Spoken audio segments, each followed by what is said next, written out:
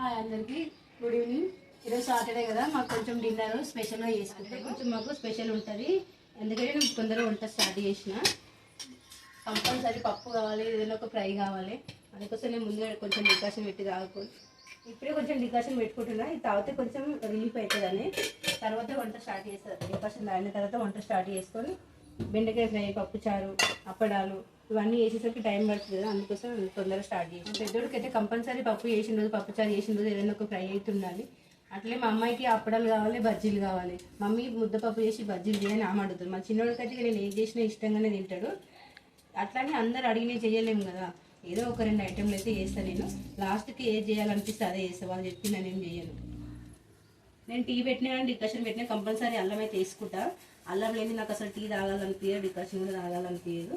మీరు కూడా అలానే చేస్తారా? పప్పుచారు అంటే కొంచెం స్పెషల్గా చేస్తాను నేను. కూరగాయలు ఎన్ని రకాలు ఉంటే అన్ని రకాలు వేసుకొని చేయాలనిపిస్తుంది నాకు. ఎందుకంటే మనకు కూరగాయలలో ఒక్కొక్క టేస్ట్ వస్తుంది. అందుకోసం నేను సొరకాయ ఉంటే వేస్తా, మునక్కాయలు వేస్తా, క్యారెట్ వేస్తా, దోసకాయ వేస్తా. అవన్నీ లేకపోతే ఎన్ని ఉంటే అన్నీ వేసి చేస్తా. పప్పుచారులోకి ఇలాంటి చిన్న చిన్న ఉల్లిపాయలు అయితే బాగుంటాయి. ఇంకా చిన్నవి అయితే ఇట్ని కట్ చేయకుండానే వేసుకుంటే బాగుంటుంది. అందుకోసం నేను చిన్న దేవులాడి పెట్టుకుంటాను. అప్పుడు మా మమ్మీ పప్పుచారు చేసేది చాలా బాగుండేది.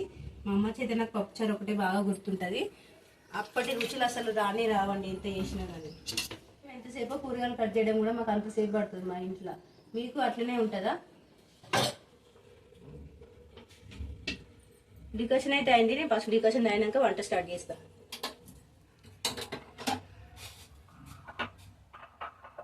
సాయంత్రం పూట డికాషన్ అన్నది, కాఫీ అన్నది తాగండి అసలు పని తోయేది నాకైతే.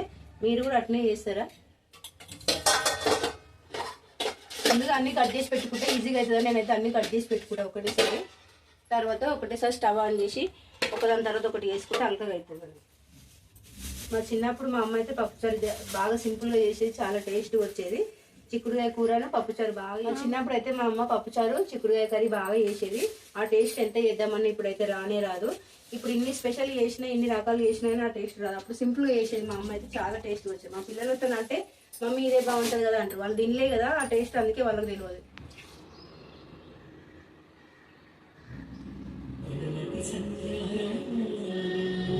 డికాషన్ తాగేసిన మళ్ళీ కిచెన్లోకి వచ్చి వంట స్టార్ట్ చేస్తున్నా. ఇక పప్పు ముందుగానే గంట ముందు కడిగి నానబెట్టేసిన. ఎందుకంటే కొంతమందికి పప్పు గ్యాస్ వస్తుంది కదా, మనం ముందుగానే కడిగి పెట్టుకుంటే గ్యాస్ రాదు. అందుకోసమే నేను ముందుగానే గంట ముందు కడిగి నానబెట్టేసిన.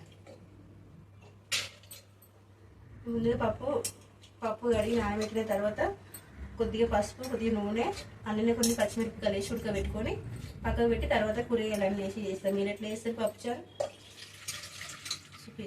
పచ్చిమిరపకాయలు ఉంచి ఇట్లా వేసుకొని కొద్దిగా పసుపు వేసి ఉడకబెట్టి పక్కకు పెట్టేసుకోవాలి.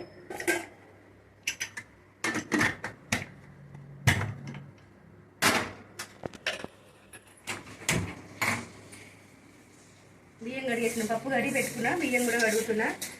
ఎందుకు రైస్ కుక్కర్లో వండుతారు అనుకుంటారా? మాకు గ్యాస్ చాలా పడుతుంది, అందుకోసమే నేను రైస్ కుక్కర్లో వేస్తున్నాను. ఈ మధ్యలో గ్యాస్ ప్రాబ్లం ఉంది కదా, గ్యాస్ సరిగ్గా రావట్లేదు, టైం నెల పడుతుంది. మొన్న అయితే 20 రోజులకు వచ్చింది మాకు. అందుకోసమే నేను రైస్ కుక్కర్లో పెడుతున్నా. ఇట్లా బియ్యం కడిగిన నీళ్ళు నేను పొద్దున చెట్లకు పోస్తా. ఇప్పుడు పొద్దున కలిపి చెట్లకు పోస్తా. అట్లా పోస్తే చెట్లు బాగా ఉంటాయి అనేసి మాకు మా ఫ్రెండ్ చెప్పింది. నేను కూడా అదే ఫాలో అవుతున్నా. మీరు కూడా ఒకసారి పోసి చూడండి, బాగుంటుంది. బియ్యం కడిగిన నీళ్ళు, పప్పు కడిగిన నీళ్ళు చెట్లకు పోస్తే చాలా మంచిగా గ్రీన్ కలర్ వస్తాయి చెట్లు. పప్పు పెట్టిన తర్వాత కూరగాయలన్నీ వేసి పప్పు చేసుకొని అన్నీ మరగనియాలి. అంతే పప్పుచారు అంటే. నేను చేసిన పప్పుచారు అంటే మా చిన్నకి చాలా ఇష్టం. కొన్ని కడిగేసుకున్నాం. ఇప్పుడు ఇన్ని గిన్నెలు తోమేసరికి పప్పు ఉడుతుంది. తర్వాత పప్పుచారు చేసేస్తాం.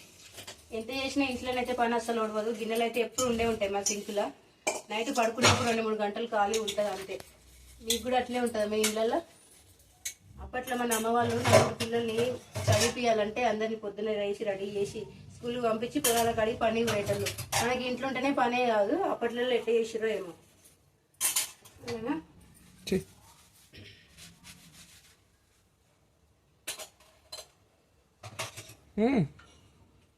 మా అమ్మ వాళ్ళకైతే మేము 4 ఆడపిల్లలమే. ఆడపిల్లలు ఉంటే పని ఎక్కువ ఉంటుంది కదా, మన బట్టలు జడలు అనేది. మా అమ్మ ఎట్లా చేసేదో మాకు ఇప్పుడు అనిపిస్తుంది. అప్పుడు మా అమ్మ అంటుంటే మాకు అర్థం కాలేదు. గిన్నెలు దోమేసిన, గిన్నెలు దోమ పక్కన పెట్టుకొని పప్పు చెరువులు పోపు చేస్తే అయిపోతుంది వంట.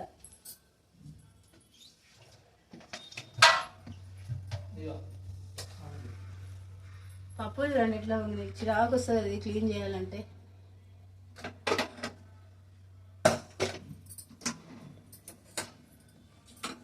ఎక్కువనే పడుతుంది కదా, ఇంకొంచెం నూనె ఎక్కువనే వాడు.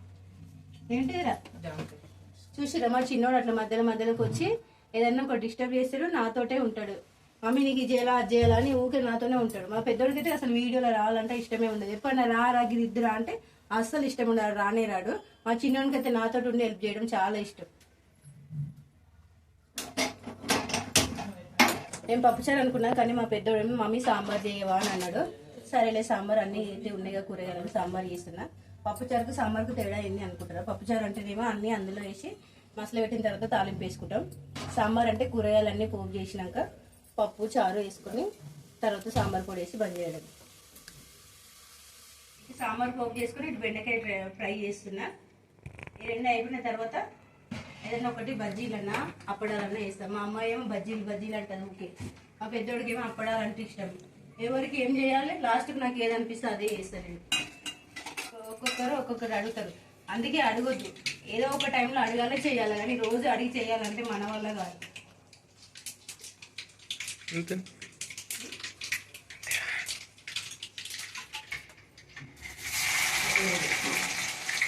బెండకాయ ఫ్రై అంటే నాకేమో చాలా ఇష్టము. మా పెద్దోడికి అసలు బెండకాయ దొండకాయ బీరకాయ అంటే అసలు కూరగాయలే ఇష్టం ఉండదు. ఏమున్నా పప్పు కావాలి, ఎగ్ కావాలి, చికెన్ కావాలి. మా చిన్నోడేమో నా కోసమైనా అన్నీ తింటా అంటాడు. మా పెద్దోడికి అసలు ఇష్టం ఉండేది తింటా అంటాడు. వాడు ఎవరి కోసం వాడి ఇష్టాలు మార్చుకోడు.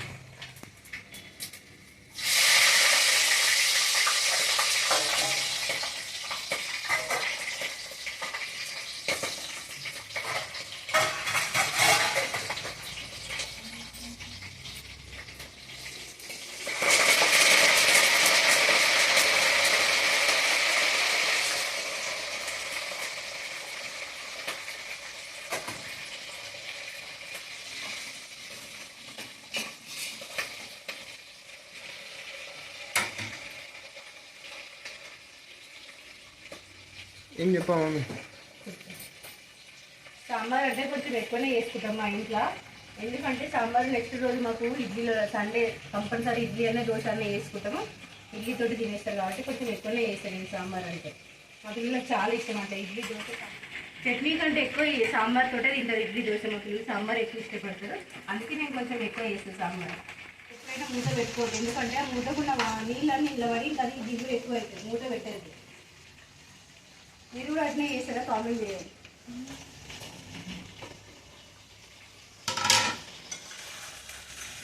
బెండకాయ ఫ్రై చేసేటప్పుడు చాలా జాగ్రత్తగా కలుపుకోవాలి కదా, లేదంటే అవన్నీ నలిగిపోయి దిగులు ఎక్కువ అయిపోతుంది. బెండకాయ పోపు చేసి పెట్టిన ఈ పప్పు అయితే తీసి మెత్తగా రుబ్బుకున్నాను.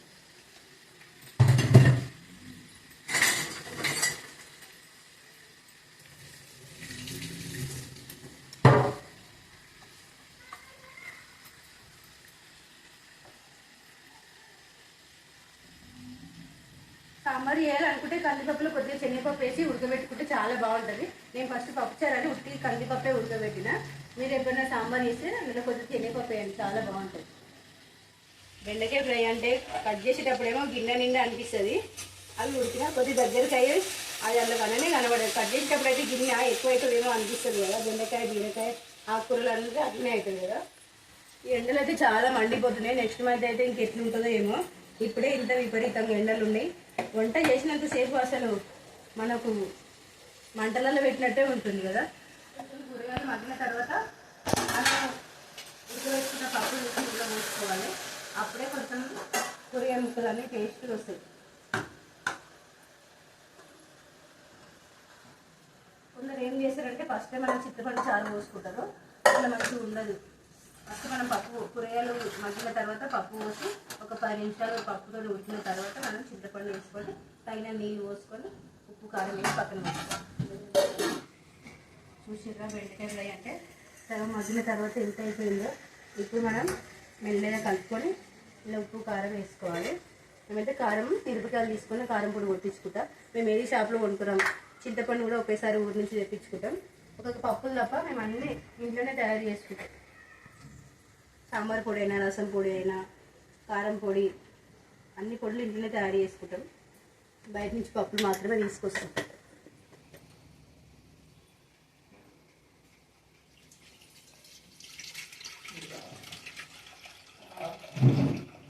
ముందుగా నానబెట్టుకున్న చింతపండు అంతా పిసికి పక్కన పెట్టుకొని మనం పప్పు పోసినాం కదా, ఇలా పప్పు పోసి కూడా 10 నిమిషాలు అవుతుంది.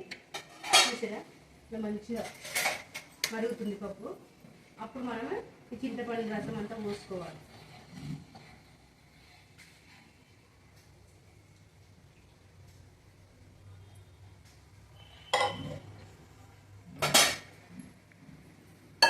నేను ఏదైనా కొలతలతో వేసుకోను, అందరితోనే వేస్తా. నాకు అట్లనే అలవాటు అయిపోయింది. పెద్ద ఉంటాయినా చిన్న ఉంటాయినా నేను కొలతలు వాడను, అంటే మామూలుగా వేసేస్తాను. సరే అందరు చాలా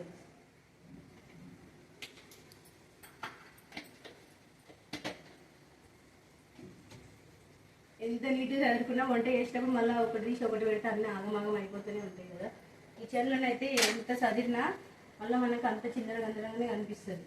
రోజు చదువు అట్లనే అనిపిస్తుంది.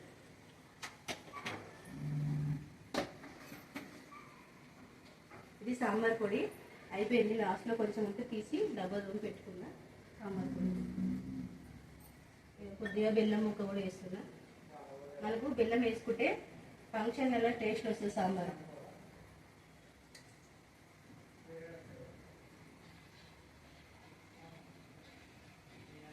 ఇప్పుడు 10 నిమిషాలు మరిగిన తర్వాత తీసి పక్కన పెట్టుకుంటే సాంబార్ అయిపోతుంది.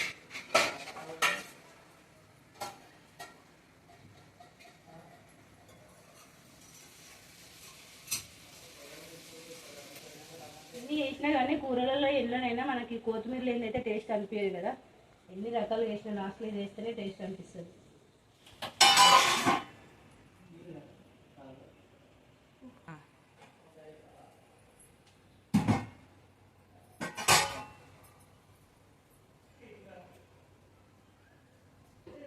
ఇట్లా మరిగిన తర్వాత ఒక 10 నిమిషాలు ఇట్లా మరగనిచ్చి మూత పెట్టేసుకుంటే సాంబార్ కూడా అయిపోయింది. నేను తినే ముందు అప్పుడు అలా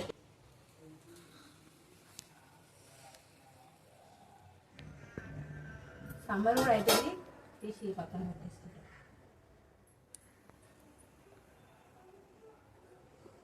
కొందరైతే ఇలాంటి డీప్ ఫ్రైకి నూనె వేరే వాడతారు కదా. నేను అట్లా అన్నీ ఒకటే వాడతా. ఎందుకంటే అంత తినేది మనమే కదా. డీప్ ఫ్రై అవుతుంది, కర్రీస్ అవుతుంది, ఇది అవుతుంది, అన్నిటికీ ఒకటే నూనె వాడతాను.